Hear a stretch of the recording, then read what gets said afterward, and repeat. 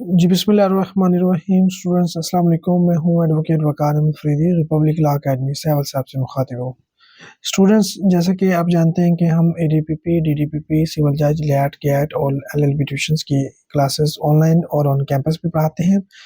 आज मैं आपको डेमो क्लास दूंगा यूनाइटेड नेशन चार्टर पर। ठीक है ना जी। आपका जो सिलेबस में है, लॉ गैट के सिलेबस में, इसमें आज की डेमो क्लास है। मैं आपको पहले सिलेबस दिखा देता हूँ ताकि आपको चीज़ वाज़े हो जाए कि इंटरनेशनल लॉ में आपको 5 नंबर का ये पोर्शन है। इसमें आप पढ़ेंगे यूनाइटेड नेशन चार्टर और इंटरनेशनल कोर्ट ऑफ जस्टिस। ये 2 चीज़ें पढ़ेंगे। ये 5 नंबर के दोनों, इन दोनों में से 5 नंबर का एमसीक्यूज़ आने हैं। अगर आप ये दोनों अच्छी तरह से थॉरोली पढ़ लेते हैं और एमसीक्यूज़ कर लेते हैं इनके, तो ये आपके 5 नंबर जो हैं ये पक्के हो जाएंगे।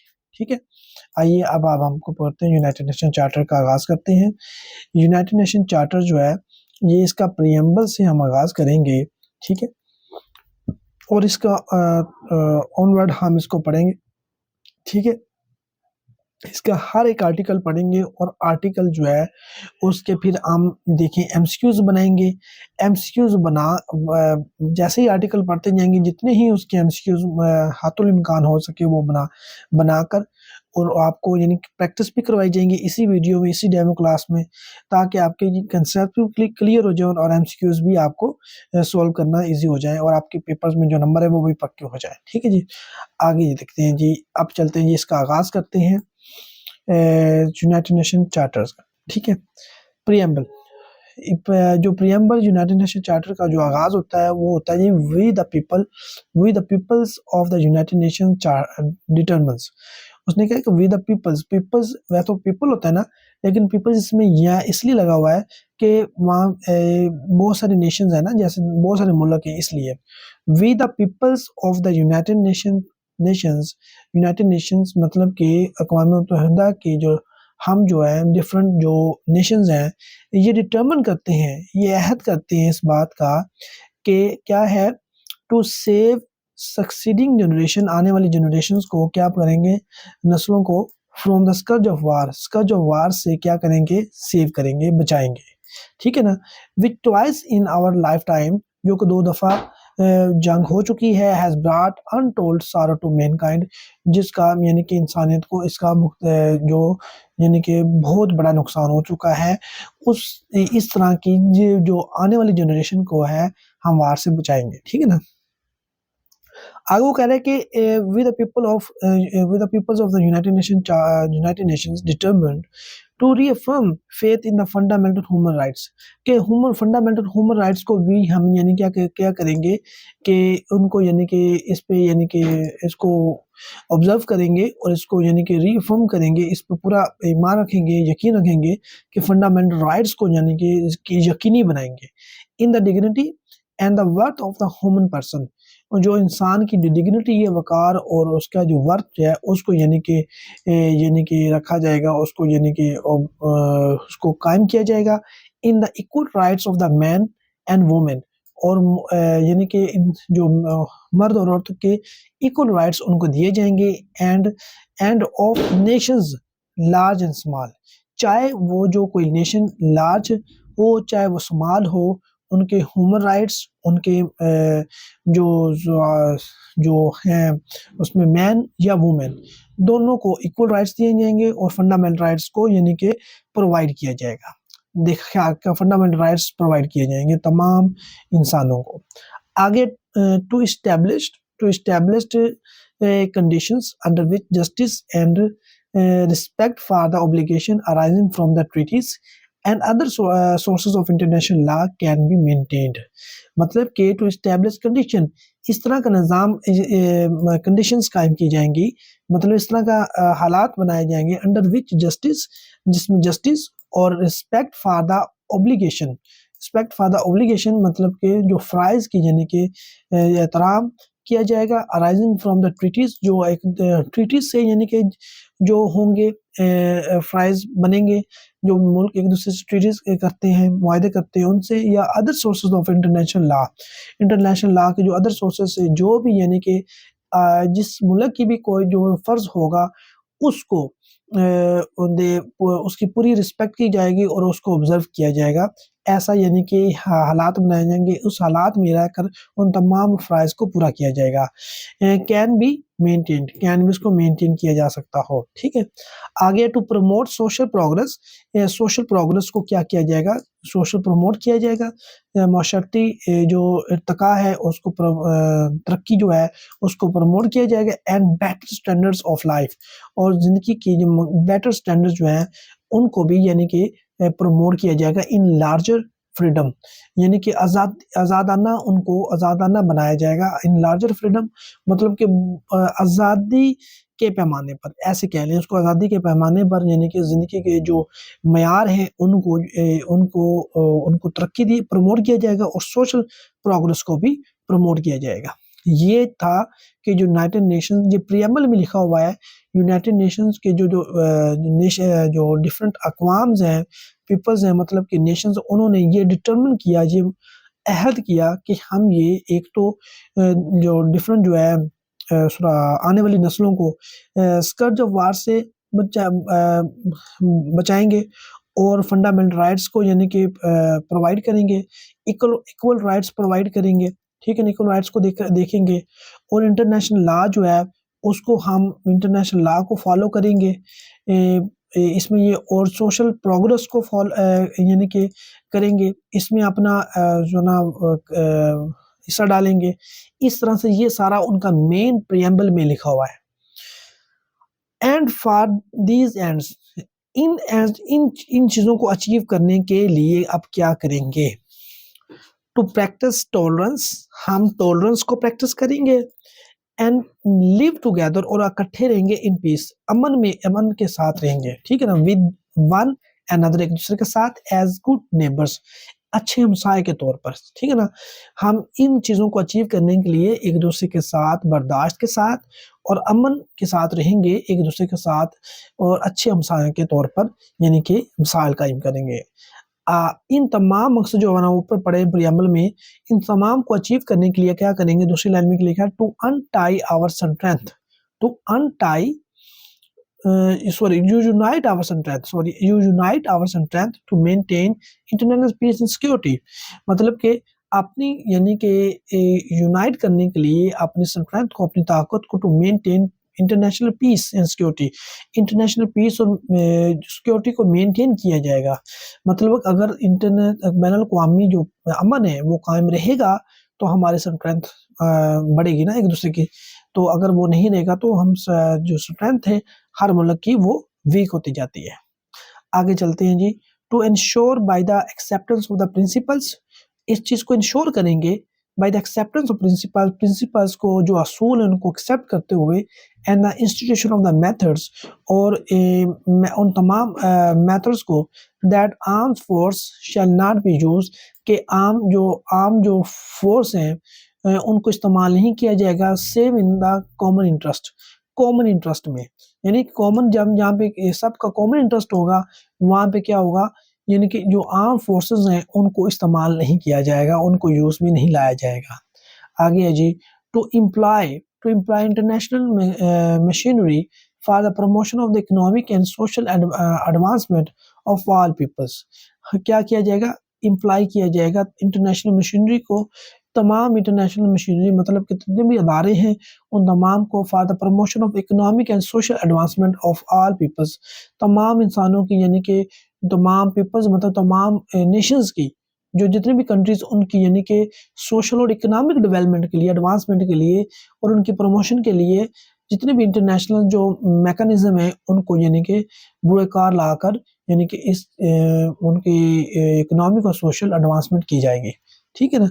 ये तमाम यानी कि एंड्स थे जिनको ऊपर यानी कि जो पर्पस था, प्रीएम्बल था, उनको अचीव करने के लिए ये यानी कि उन्होंने इस चीज़ को भी डिटरमिन किया। आगे चलते हैं जी। आगे ये जो चीज़ें हैं, have resolved to combine our efforts to accomplish these aims, मतलब कि have resolved to combine our efforts to accomplish these aims, मतलब कि उन्होंने कहा कि अकॉर्डिंगली आवर रिस्पेक्टिव गवर्नमेंट्स, जितनी भी हमारी जो गवर्नमेंट्स हैं, through representatives assembled in the city of the San Francisco में, जिसकी सिटी में जो इकट्ठी who have exhibited their full powers found to be in good and due form, जो कि उन्होंने अपनी यानी कि मुकम्मल यानी कि अपनी पावर से यानी कि वहाँ पे ज़ाहिर हुए, have agreed to the present charter of the United Nation, जो यूनाइटेड नेशन का चार्टर है उस पर एग्री होते हैं, and do hereby establish an international organization, और इंटरनेशनल ऑर्गेनाइजेशन जो है उसको कायम करते हैं, to be known as the United Nation। ये जो यूनाइटेड नेशन जो अभी जो है ऑर्गेनाइजेशन यूएनओ, उस पे यानी एग्री होते हैं और ये कायम करते हैं। तमाम सैन फ्रांसिस्को में, सिटी ऑफ सैन फ्रांसिस्को में इकट्ठे हुए तमाम जो जितने भी मुल्क थे उस वक़्त 1945 में, वो सब उन्होंने मिलकर एक दायरा बनाया ऑर्गेनाइजेशन जिसको कहते हैं यूनाइटेड नेशंस ऑर्गेनाइजेशंस। ठीक है जी, आगे चलते हैं जी। अब ये सारा का सारा जो मैंने पढ़ा है ना, ये इसमें 2-3 चीज़ें इम्पोर्टेंट है कि to maintain international peace and security को मेंटेन किया जाएगा, ठीक है, और फंडामेंटल राइट्स को ऑब्जर्व किया जाएगा। ये सारा प्रीएम्बल में था। हो सकता है इसमें से कोई एमसीक्यूज आपसे पूछ ले, ये ना पूछे, मैंने पढ़ दिया। अब आगे जो मेन जो है ना चैप्टर 1 से शुरू होता है, आर्टिकल 1 से, ठीक है ना, आर्टिकल 1 से काम आपका शुरू होता है। इसमें है purposes and principles, purpose and principles. The purpose of the United Nations are, इसका पर्पस क्या है यूनाइटेड नेशंस का, ये यूनाइटेड नेशन क्यों बनाई गई, नीचे जो मैंने हाईलाइट किया हुआ है इसका यही पर्पस है, to maintain international peace and security, international peace and security को मेंटेन करने के लिए, कायम करने के लिए, एंड टू दैट एंड, और इस मकसद के लिए, इस मकसद को अचीव करने के लिए, to take effective collective measures, collective measures किए जाएंगे for the prevention and removal of the threats to the peace, जितने भी यानी कि जो अमन को खतरात हासिल होंगे उनको रिमूव करने के लिए और उनको रोकने के लिए तमाम कलेक्टिव तौर पर एफर्ट की, इफेक्टिव एफर्ट की जाएंगे, ठीक है ना। And for the suppression of the acts of the aggression, और जो एग्रेशन जो होता है कि एक्ट्स को सुप्रेस, दबाया जाएगा, कोई भी दूसरे पर एग्रेसिव नहीं होगा, यानी कि हमलावर नहीं होगा। And other breaches of the peace, जितनी भी जो ब्रीचेस ऑफ पीस और अमन को जो तोड़ने के लिए की जाएंगी, ब्रीचेस मतलब कि उसमें यानी कि जो क्राइम्स होंगे उनको भी खत्म किया जाएगा, उनको भी रोका जाएगा, सुप्रेस किया जाएगा। एंड टू ब्रिंग अबाउट और बाय पीसफुल मीन्स, और यानी कि पीसफुल मीन्स को यानी कि लाया जाएगा, कायम किया जाएगा। And in conformity with the principle of justice and international law, और क्या किया जाएगा, पीसफुल मीन्स के जरिए क्या किया जाएगा, in conformative with the principle of justice, principle of justice के असूलों और इंटरनेशनल लॉ के असूलों के मुताबिक यानी कि पीस को कायम किया जाएगा। एडजस्टमेंट और settlement of the international disputes are situation which might lead to the breach of the peace। Adjustment and settlements जो इंटरनेशनल डिस्प्यूट जो होंगे उनको सेटल किया जाएगा, और जो इंटरनेशनल सिचुएशंस होंगी might lead to the breach of the peace, मतलब कि उसने कहा है कि जो इंटरनेशनल डिस्प्यूट्स होंगे जो हो सकता है कि अमन के लिए खतरा बने, उनको भी एक उनको जो रिजोल्व किया जाएगा, सेटलमेंट की जाएगी उनको, वो भी एक पीसफुल मीन्स के जरिए की जाएगी, ना कि एग्रेसिव एक्ट्स ऑफ एग्रेशन के जरिए उनको हल किया जाएगा। ठीक है, ये था purpose of the United nation charter का, जो मेन पर्पस था to maintain peace and security. उसके लिए ये क्या किया जाएगा कि हतुल इम्कान कोशिश की जाएगी कि एक्ट ऑफ एग्रेशन को सुप्रेस किया जाए और पीसफुल मीन्स को अपनाया जाए। आगे जो इसका जो मेन पर्पस है वो है to develop friendly relation among nations, to develop friendly relation among nations, ये भी इसका एक पर्पस है। आगे टू अचीव इंटरनेशनल कोऑपरेशन, ये भी एक इसका पर्पस है।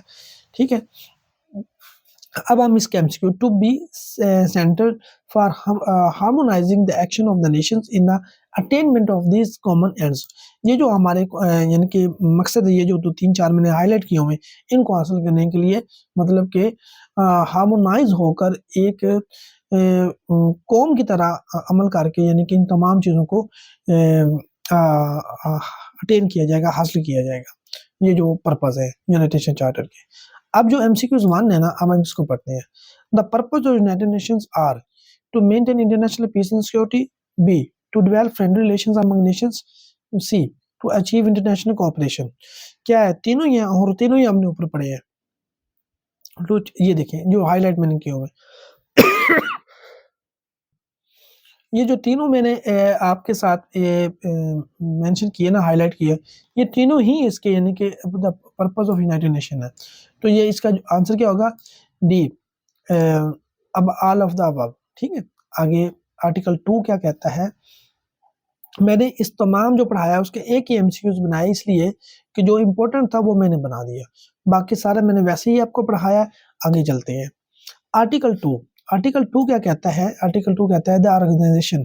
कौन सी ऑर्गेनाइजेशन, ये यूनाइटेड नेशन चार्टर जिसके हम united nation UNO, united nation organisation, इसके बारे में। The organisation and its member, और इसके मेंबर्स मिलकर क्या करेंगे, in pursuant of the purpose, purpose को अचीव करने के लिए स्टेटेड इन द आर्टिकल 1, जो आर्टिकल 1 में अभी ऊपर पढ़ के आए हैं, shall act in accordance with the following principles, और वो फॉलोइंग प्रिंसिपल्स के मुताबिक काम करेंगे। कौन से फॉलोइंग प्रिंसिपल्स, ये जो मैंने हाईलाइट किए हैं अभी पढ़ के सुना देते हैं आपको। ठीक है ना। The organization is based on the principle of sovereign equality of all its members. मतलब कि जो ऑर्गेनाइजेशन जो बेस करती है ना, वो किस पर करती है, प्रिंसिपल ऑफ सॉवरेन इक्वालिटी पे बेस करती है कि तमाम मेंबर्स इसके सॉवरेन हैं, इक्वली सोवरन है। कोई चाहे वो आबादी के लिहाज से छोटा हो या आबादी के लिहाज से बड़ा हो, रकबे के लिहाज से छोटा हो, रकबे के लिहाज से बड़ा हो, इकोनॉमिकली छोटा हो, इकोनॉमिकली बड़ा हो, वो तमाम सोवरन है, इक्वली सोवरन है। ठीक है ना, उनके वो खुद मुख्तार है, वो अपने इंटरनल और एक्सटर्नल मामलात में उनको कोई यानी कि वो इस लिहाज से छोटा बड़ा नहीं होगा। बस वो यूनाइटेड नेशन में हर एक को फोकियत बराबरी की नज़र से देखा जाएगा। ठीक है, ये है मतलब कि इसका ये पहला ये प्रिंसिपल सोवरेन इक्वालिटी। दूसरा जी, ऑल मेंबर्स, इसके जो तमाम मेंबर्स होंगे in order to ensure to all of them, तमाम को यानी कि इस बात की यकीनदानी कराने के लिए कि the rights and the benefits resulting from the membership, जो मेंबरशिप इनको हासिल हो जब मेंबर्स बन जाएंगे यूनाइटेड नेशन के, उसके बाद जो उनको राइट्स एंड बेनिफिट्स हासिल होंगे, शैल फुलफिल इन गुड फेथ, शैल क्या करेंगे, fulfil in good faith the obligation, वो अपनी फ्राइज को गुड फेथ में अच्छी नीयत रखते हुए यानी कि पूरा करेंगे। Assume bye them in accordance with the present charter, जो को प्रेजेंट चार्टर, उस प्रेजेंट चार्टर ने उनको यानी कि दी है, उसके मुताबिक इसको पूरा करेंगे। ठीक है, आगे चलते हैं जी। All members shall settle their international disputes, जितने भी मेंबर्स हैं वो क्या करेंगे, इंटरनेशनल डिस्प्यूट्स को सेटल करेंगे बाय पीसफुल मींस के जरिए। ये बहुत इंपॉर्टेंट लाइन है। All members shall settle their international disputes by peaceful means के जरिए इनको वो क्या करेंगे, सेटल करेंगे। In such a manner that international peace and security and justice are not in dangers, के इस तरह पीसफुल मींस के जरिए करेंगे इंटरनेशनल डिस्प्यूट्स को कि जो इनके जो इंटरनेशनल पीस और सिक्योरिटी है ना, उस और जस्टिस को खतरा ना हो, किसी तरह से भी वो खतरे में ना चले जाए। आगे है, all members shall refrain in their international relations, अपने इंटरनेशनल रिलेशन में एक दूसरे से बाज रहेंगे फ्रॉम द थ्रेट और यूज ऑफ फोर्स, थ्रेट करने से और यूज ऑफ फोर्स करने से, अगेंस्ट द टेरिटोरियल इंटेग्रिटी, यानी कि किसी भी टेरिटरी को के खिलाफ कोई भी यूज ऑफ फोर्स नहीं की जाएगी और ना ही यूज ऑफ थ्रेट का इस्तेमाल किया जाएगा। और पॉलिटिकल इंडिपेंडेंस को के खिलाफ भी इन दोनों चीज़ों को यूज नहीं किया जाएगा, बाज रहेंगे ऑफ एनी स्टेट, किसी भी स्टेट की। ठीक है ना, आगे है, or in any other manner inconsistent with the purpose of the United Nations.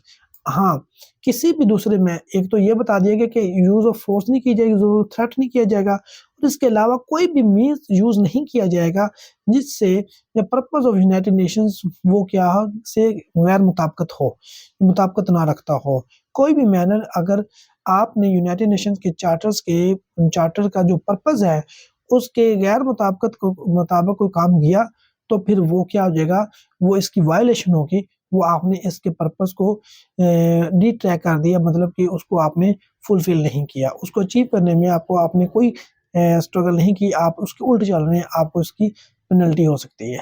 आगे ये क्या है, all members shall give the United Nations every assistance। तमाम जो मेंबर्स हैं वो क्या करेंगे, shall give the United Nations को, ये जो अदारा है उसको एवरी असिस्टेंस, उसको असिस्टेंस प्रोवाइड करेंगे in any action it takes in accordance with the present charter. जो प्रेजेंट चार्टर के मुताबिक ये जो अदारा है वो कोई एक्शन लेता है, and shall refrain from giving assistance to any state against which the United Nations is taking preventive or enforcement action।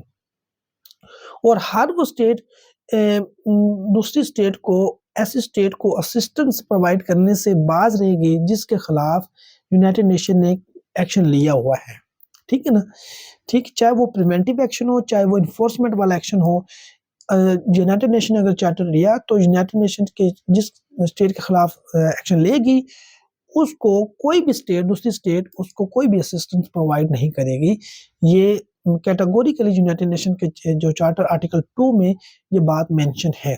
ठीक है, आगे जी, द ऑर्गेनाइजेशन क्या करेगी, शैल इंश्योर, इस बात को यकीनी बनाएगी, the states which are not members of the United Nations, जो कि यूनाइटेड नेशन की मेंबर्स नहीं है, ठीक है ना, act in accordance with these principles, जो स्टेट्स अभी तक जिन्होंने चार्टर को साइन नहीं किया, जो कि यूनाइटेड नेशन की मेंबर्स नहीं बनी, वो भी क्या करेंगी, इस चार्टर को फॉलो करेंगी। क्यों करेंगी, आगे लिखा हो, so far as may be necessary for the maintenance of the international peace and security, ताकि इंटरनेशनल पीस एंड सिक्योरिटी को मेंटेन किया जा सके। ठीक है, nothing contained in the present charter, nothing contained in the present charter shall authorise the United nation, इस charter में कोई चीज भी जो कुछ भी मौजूद है ये ऑथराइज नहीं करता किसको, यूनाइटेड नेशन को, यूनाइटेड नेशन को ऑथराइज नहीं करता कि to intervene in the matters which are essentially within the domestic jurisdiction of any state, के वो किसी स्टेट की इंटरनल डोमेस्टिक जुरिडिक्शन में वो क्या करें, दखल अंदाजी करें, यूनाइटेड नेशन को अलाउ नहीं करता।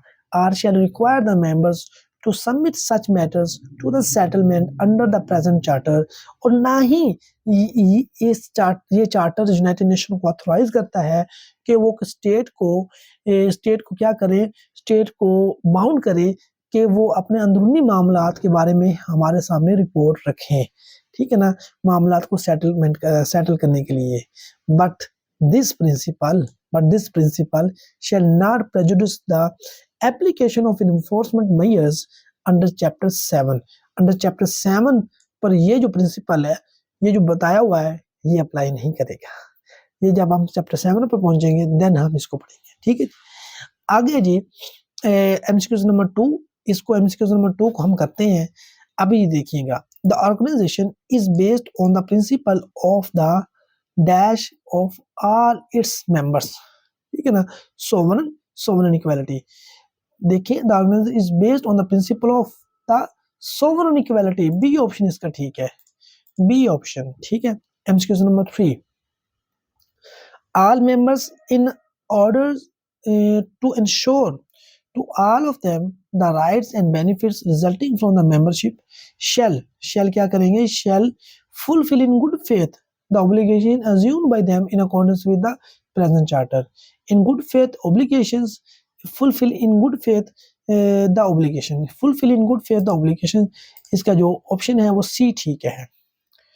आल मेंबर, ये मैंने सारा अभी एक एक लाइन पढ़ के सुनाइए, इस वजह से ये इसको यानी कि फौरी तौर पे करता जा रहा हूँ, एमसीक्यूज करवाता जा रहा हूँ, और आपने अगर जो सारा सुन लिया है तो ये एमसीक्यूज आपके लिए बहुत ईजी है। All members shall settle their, क्या करेंगे, shall settle their international disputes को सेटल करेंगे बाय पीसफुल मींस के जरिए, in such a manner that international peace and security and justice are not endangered। मतलब कि इसका क्या आंसर क्या आएगा, ए आंसर आएगा। इंटरनेशनल डिस्प्यूट्स को वो क्या पीसफुल मींस के जरिए सेटल करेंगे।